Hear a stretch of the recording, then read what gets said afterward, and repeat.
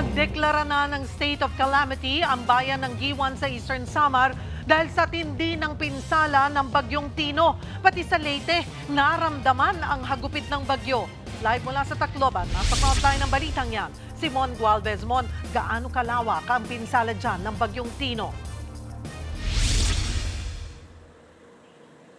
Cheryl, pinadapa ng malakas na hangin at ulan ng malaking bahagi ng Leyte at Eastern Samar dulot nga nitong bagyong Tino.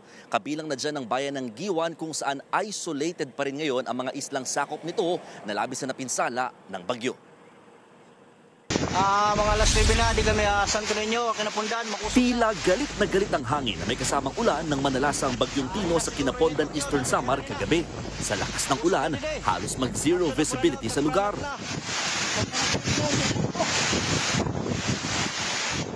Kasabay ng paghagupit ng bagyo sa Kinapondan, nawalan din ng kuryente sa buong bayan.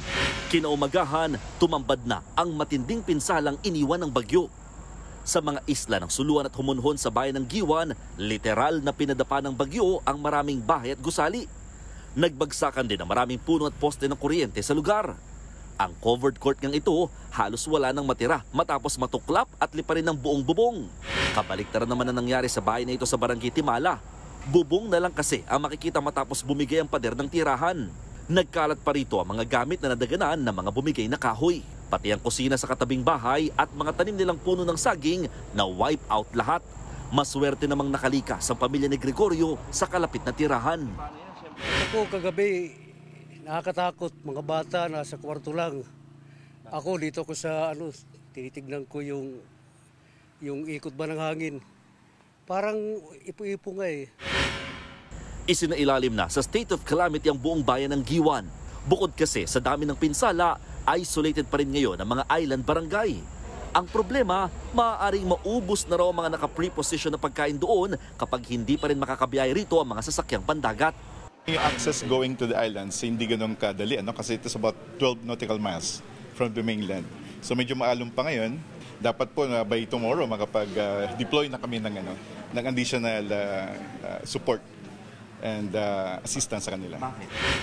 Wala namang naitala ang Eastern Samar Provincial Government na nasawi sa probinsya dahil sa bagyo. Naging mahirap lang daw talaga ang linya ng komunikasyon. Hindi po kami tinamaan actually ng ulan. Ang matindi sa amin was hangin. Blackout na dito sa province namin pagpasok ng bagyo kagabi. Tapos huminan rin yung cellular signal dito. I'm not sure if that's connected with the electricity line, no? Sa huling tala, halos 8,000 pamilya o lampas 25,000 individual ang inilikas sa Eastern Samar. Marami pa rin ang nanatili sa evacuation centers, lalo't mayat-maya pa rin ang biglang buhos ng malakas na ulan sa probinsya. Naglandfall kaninang madaling araw ang bagyong Tino sa Silago, Southern Leyte.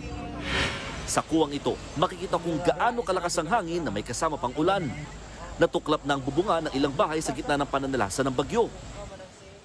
Pagsikat ng araw, nakita pa ang pinsalang iniwan ng bagyo sa Silago.